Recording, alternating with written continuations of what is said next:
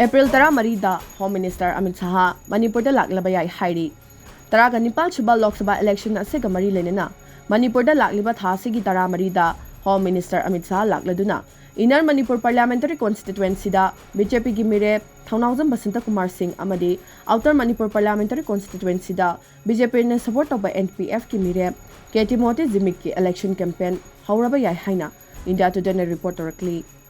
Lok Sabha election ka mari lenena Lakatar Home Minister Amit Shah Imphal East District manung chanba hapta kangjibung da pangthokpa public meeting amada wangangani. Hairi ba miyam tinba public meeting pangthoknaba Imphal East District Concern Authority dagi ayaba lawdona sem saba hore Hairi.